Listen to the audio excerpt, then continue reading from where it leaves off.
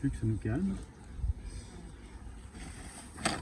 Donc le fait de prendre un peu de miel, ça les calme et ça permet à l'apiculteur d'intervenir. Après, tout est relatif. Il y a des périodes où elles sont agressives. D'accord, et ça c'est quand on manque de, tu disais tout à l'heure, de nourriture justement, ou c'est plutôt en fin de saison du coup, tu disais? C'est clair que le manque de nourriture rend les abeilles agressives. Et après, il y a aussi des variétés plus ou moins agressives. Les espèces endémiques qu'on appelle la noire, différentes noires sur tout le continent européen. Donc il y a la noire d'Auvergne. Depuis maintenant pas mal d'années, il y a des espèces hybrides qui ont été développées par les apiculteurs. On essaye de combiner les facteurs, voilà, ça c'est lié à l'agriculture en général, où on cherche de croiser des facteurs intéressants pour l'apiculture. Effectivement, l'abeille hybride la plus connue, c'est l'abeille Buckfast. Moi j'ai commencé en noir et depuis maintenant quelques années, là, je suis en Buckfast. D'accord, et alors c'est quoi ton croisement? Principalement c'est noire et italienne. Et donc ça vient de l'abbaye de Buckfast en Grande-Bretagne. C'est le frère Adam, un religieux passionné d'apiculture qui a fait des années de sélection, qui est arrivé en croisant les espèces, en observant donc, tous les caractères. Il a réussi à créer une espèce hybride. Alors je reconnais que c'est ce qu'on privilégie, enfin en tout cas moi ça me va bien, parce que c'est une abeille très douce, très productive, donc qui est facile à travailler, quoi. Donc moi je suis plus réactif, donc j'ai pas toujours beaucoup de temps. Peut-être que je reviendrai à la noire dans quelques années. Parce que je vous expliquais tout à l'heure, donc j'hiverne mes colonies ici. Moi cette année, enfin, j'avais une dizaine de ruches. Bon, comme la saison n'est pas très belle, donc quand on ne fait pas de miel, ben, on essaie plutôt de reproduire des essaims. Donc je produis pas mal de colonies. On hiverne ici, on essaye de faire les récoltes de printemps sur la zone, et parce que l'environnement autour d'Issoire est très approprié au miel de printemps, plus acacia. Et après les ruches productives, on les monte en montagne jusqu'à fin juillet. Là. Il faut les ramener ici. Là, on est en train de ramener. Là, c'est un peu pour ça que le rucher n'est pas très bien organisé. Là, on consacre le mai, juin, juillet à faire de l'élevage. C'est aussi une autre passion. On élève des rennes, pour préserver les cheptels, renouveler les colonies d'une année sur l'autre avec des rennes de l'année. Là, on va changer les rennes de 2019. Okay.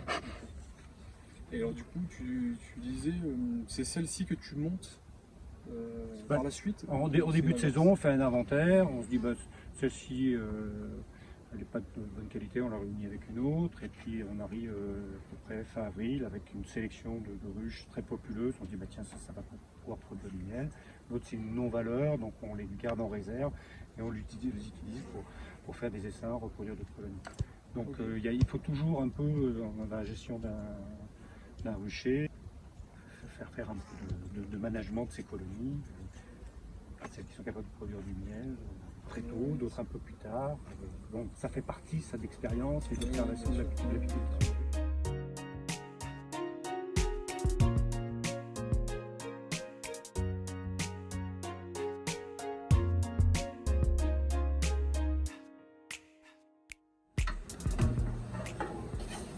Donc ça c'est deux mimosas. On a deux demi-compartiments.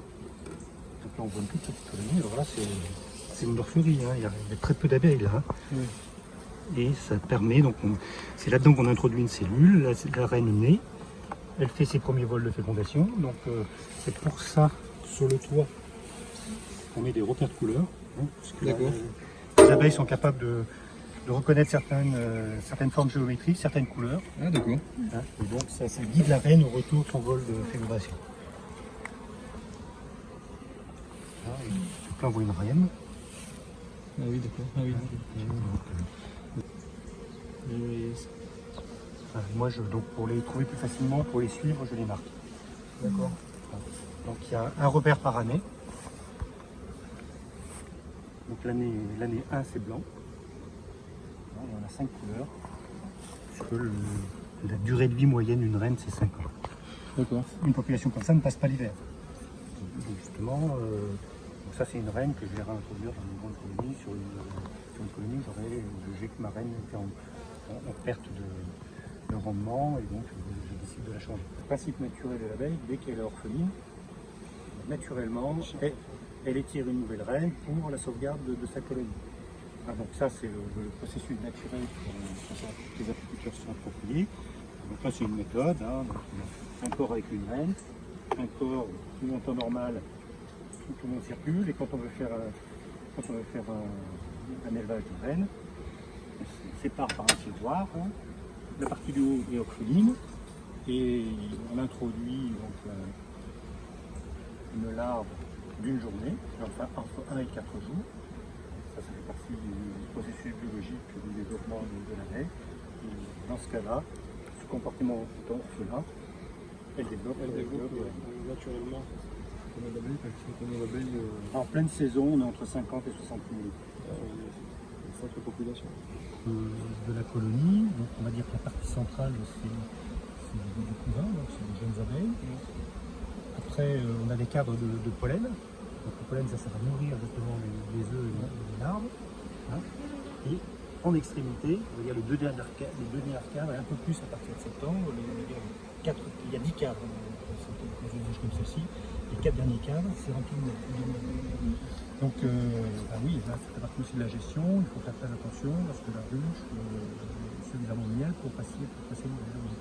Sur une technique, soit on observe les cadres de miel, soit on pèse les ruches. Et la hausse, parce que l'abeille c'est une besogneuse, elle remplit les hausses tant qu'elle peut remplir. Donc c'est l'apiculteur qui gère, donc si c'est plein on en remet une deuxième, une troisième, il y a des périodes, il y a des ruches qui peuvent aller jusqu'à 5-6 hausses. C'est exceptionnel. Moi à titre personnel j'ai jamais vu, mais il y a toujours un apiculteur qui me dira cette année j'ai mis 6, ou des régions dans Provence en particulier, il y a des points ils avaient 7-8 hausses en une colonie. Mais en Auvergne quand on a 2 hausses, 3, on est déjà très content. Toi du coup par exemple sur Issoire c'est plutôt quoi quelle butine quoi? Alors, sur quelle sorte de miel tu vas être au printemps, donc c'est rien que de pissenlit, mais pas suffisamment pour faire une récolte. Il y a des belles mielées d'aubépine, là, tout le cours, là, il y a beaucoup d'aubépine. Donc, l'aubépine, c'est une mielée assez courte, mais par contre, c'est un miel exceptionnel. Pas très loin du plateau de Pardine, donc forcément, il y a des cultures du plateau, donc le colza. Le printemps, c'est le colza, mais on est tous à la fin de la mielée de cassia, donc arrive des lumières. Il y a après le mois de mai, pour Issoire, c'est terminé. La fleur, il y a de quoi entretenir les colonies, mais il n'y a plus vraiment de quoi faire des mielées. Donc c'est pour ça qu'on a pris le parti, à partir du mois de mai, de monter en montagne sur des lieux, sur des années catastrophiques comme cette année, on a beaucoup de miel. Parce que celui que tu m'avais amené, là, c'était un peu un miel de framboisier un petit peu. Oui, donc ça c'est dans le livradois. Dans le livradois, effectivement, la zone où je suis, il y a beaucoup de mûres, beaucoup de framboises. Donc c'est un miel qui est très particulier, fruits rouges. Mélanie me disait par exemple, il y a eu une année où elle n'a pas sorti de miel. Parce qu'il n'y avait pas eu assez, et donc tant pis quoi, tu vois. Oui, le peu qu'il y avait, c'était resté en ruche pour passer l'hiver. Je crois que il faut accepter. C'est une activité proche de la nature, donc il faut faire avec la nature. On ne maîtrise pas la météo. Cette année, personne n'a failli. On parle de réchauffement climatique, et bon, la France est quand même un peu épargnée par ça. Ceci dit, la tendance générale reste vraie, et donc il faut s'adapter. Il y a des années exceptionnelles, des années moins bonnes, et il faut accepter, il faut être présent quand ça se passe bien, et puis il faut faire avec quand ça se passe pas bien. Tu disais les maladies là, c'est le varroa, c'est ça? Oui, la principale difficulté sur l'abeille, c'est le varroa, donc c'est un parasite qui envahit la colonie, et donc dès qu'il y a... Alors, de toute façon, il est présent partout, mais dès qu'il y a une pression trop forte de varroa, les colonies s'effondrent. Donc il faut surveiller. Alors c'est pour ça que moi j'ai des plaques comme ça sur mes ruches. En fait, c'est pas très propre. Donc je la nettoie, une fois par mois, je la nettoie bien, et 24 heures après, je viens vérifier les chutes de varroa et donc ça me permet de voir si ma colonie est infectée ou pas. Parce que du coup, le varroa, c'est une espèce de gros ver quoi, qui se. C'est un type, c'est comme un type. Là, c'est aussi un facteur d'agressivité. Hein. Quand il y a le varroa dans une ruche, tu peux être sûr que c'est hyper agressif. Pour ramener à l'échelle de l'humain, c'est la taille d'un lapin. Voilà, tu as un lapin dans le dos à longueur de nez, donc je pense qu'au bout d'un moment, le soir, tu es agacé. C'est du varroa. Ah, c'est on va dire le problème de la mondialisation. Dans les années 70, il y a des apiculteurs bien intentionnés qui sont allés chercher d'autres espèces. Alors, je dirais peut-être une bêtise, mais je crois que c'est en Malaisie. Alors en Malaisie, justement dans cette zone géographique, le varroa est présent, mais les abeilles sont habituées à ça, ils savent vivre avec le varroa. Par contre, en Europe, on l'a importé. Et donc il faudra certainement plusieurs décennies pour avoir une abeille résistante au varroa. D'accord. Vraiment lié à la recherche de productivisme entre apiculteurs. On va chercher toujours. Hein. Alors, moi, j'ai parlé d'hybridation tout à l'heure, hein, donc c'est quand même. Hein, mais on en profite aussi parce que voilà, ça fait maintenant une demi-heure qu'on est là, on est au milieu du rucher. Il y a des prédateurs maintenant de l'abeille qui est le frelon asiatique. Le phénomène de la mondialisation, puisqu'il est arrivé en Europe dans des jarres, hein, dans les dessous. C'est très variable. L'an dernier, c'était affreux. Il y en avait partout, des frelons asiatiques. Cette année, moi, j'ai encore pas vu. Comment ça se déclare le frelon asiatique? J'avais vu presque il est rusé même quoi. Il se met devant la ruche et il attend que les abeilles sortent. Ah bon, alors ça veut dire que quand on dit du frelon, il y a un nid qui est à proximité. Hein, et puis forcément, il a besoin de protéines pour nourrir. Il se met en vol stationnaire devant la ruche et puis il essaie d'attraper tout ce qui vole ou tout ce qui est sur la plage d'envol. J'avais vu le rapport de la taille quoi. C'est mon pouce et mon petit doigt quoi. Ah oui, c'est 2 fois plus gros qu'une abeille. Oui, donc non, l'abeille. Alors, les abeilles commencent à mettre en place des stratégies de défense, elles se mettent en pelote, elles l'étouffent. Oui, ça c'est. Si on est sur une période de très forte sécheresse, pardon, où les fleurs sont sèches, où il n'y a pas de fleurs parce que c'est trop sec, s'il fait trop froid comme cette année, elles ne sortent pas, elles n'ont pas la capacité ou assez d'énergie pour aller chercher, butiner toutes les fleurs. Donc là, de toute façon, la colonie, elle est là où on l'a posée. Donc s'il n'y a rien, elle ne fera rien. Donc ça, c'est... Même si c'est déjà énorme, hein, parce qu'elle est capable d'aller à peu près dans un rayon de 5 km. Et surtout avec la charge, parce qu'on ne se rend pas compte, mais enfin, j'avais vu ça, avec Mélanie d'ailleurs, elle se charge tout ce qu'elle butine quoi. Donc quand elles reviennent, c'est énorme ce qu'elles vont se mettre sur. Enfin, c'est 2 fois leur poids, quelque chose d'argent. Je dirais une bêtise. 5 km avec autant. Alors c'est clair que quand elles vont butiner aussi loin au retour, elles ont pratiquement tout consommé. Donc là, la bonne zone, c'est on va dire 2 km maximum. Et alors du coup, elle se repère, tu sais, c'est le phéromone, c'est ça, tu disais, l'abeille du coup. Oui, alors... repère pour leur ruche. La phéromone que dégage la reine. Hein. Donc aussi, c'est dingue. Elles sont capables de reconnaître les ruches, hein, je veux dire. Et elles virent les hommes à la fin. Oui. C'est vrai. Non, mais... Oui, parce qu'en hiver, le mâle ne sert à rien. Donc, 2 reines dans la même ruche, ça c'est impossible. Oui. Il y a forcément combat de reines, et donc la plus forte l'emporte. Ça, c'est une technique de réunion, là. Hein, j'avais cette colonie qui était un peu faible, donc je la renforce avec une plus forte. Mais là, mon renfort, je l'ai fait avec une colonie orpheline.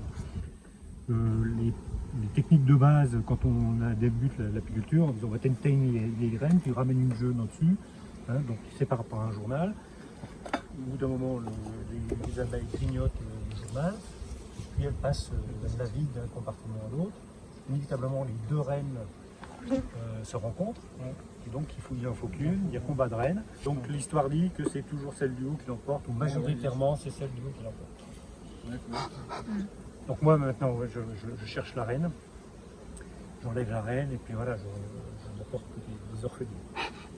Ils ont tout un rôle quoi, dans la ruche. Il y avait des ouvrières, je disais tout à l'heure, il y a les couveuses aussi, c'est ça, celles qui s'occupent justement de la pompe des reines. Alors ça c'est une autre technique professionnelle, c'est-à-dire qu'au bout de 5 jours, hein, quand on a des parts de reines, dans le compartiment là, soit tu vas jusqu'à à J-1 avant la naissance de la reine, dans ce compartiment. Nous, c'est ce que l'on fait. Mais si tu veux produire plus de reines, c'est ce que font les professionnels. Au 5e jour, tu passes en couveuse. Donc tu te remets dans les conditions, c'est une couveuse artificielle, tu te remets dans les conditions de température et d'hygrométrie d'une ruche. Et ben, forcément, c'est-à-dire tous les 5 jours, tu relances un élevage. Nous, on est sur un rythme de 2 semaines. Bon. Et après, parce que nous, on n'a pas besoin. Après, ça devient de l'élevage intensif. Oui, les pros, ils font. C'est que les abeilles gavent la larve de gelée royale. Hein, et donc, alors je ne sais plus la proportion, mais enfin, en tout cas, c'est sans commune mesure. Donc, l'alvéole dans laquelle est la larve, là où a pondu la reine a déposé son œuf, hein, puisque dans le processus, tu as 3 jours, la reine pond, c'est un œuf 3 jours, et on passe au stade de larve. Larve 4-5 jours supplémentaires, et après ça devient une nymphe. Et donc, au stade de larve, les abeilles gavent de gelée royale, et ça devient une reine.